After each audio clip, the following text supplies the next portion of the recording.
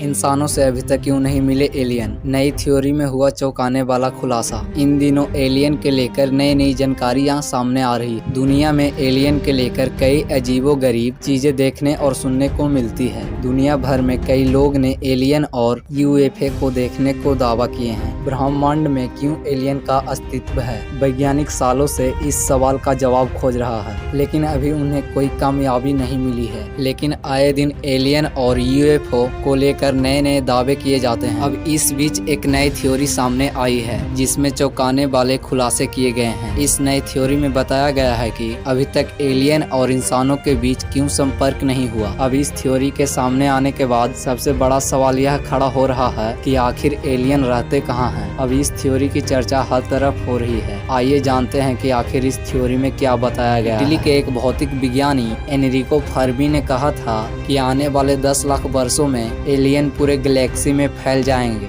उन्होंने यह भविष्यवाणी 1950 के दशक में किया था, लेकिन अभी तक इंसानों और एलियन के बीच कभी मुलाकात नहीं हुई। अब सवाल यह है कि आखिर यह एलियन कहां पर है। यह विचार फर्मी पैराडॉक्स के तौर पर जाना जाता है। इसकी वजह से वैज्ञानिक और विशेष सोचने पर मजबूर हो गए कि इंसान अभी तक एलियन से क्यों नहीं मिल सके। अब 2 खगोल जीव विज्ञानियों ने नए थ्योरी के जरिए इस सवाल का जवाब देने की कोशिश की है। इस थ्योरी के मुताबिक इंसानों से ज्यादा एलियन समझदार हैं। कार्नेगी इंस्टीट्यूशन फॉर साइंस के डॉ माइकल बोग और कैलिफोर्निया इंस्टीट्यूट ऑफ टेक्नोलॉजी के डॉ स्टुअर्ट बार्टलेट ने यह स्टडी की है जो रॉयल सोसाइटी में प्रकाशित हुई है। एलियन की सभ्यता। वैज्ञानिकों ने तर्क देते हुए कहा है कि इंसानों की तरह ही एलियन सभ्यता भी खत्म होती रही है। इस वजह से वह इतने सक्षम नहीं हैं कि खोज करने की क्षमता का विकास कर सके।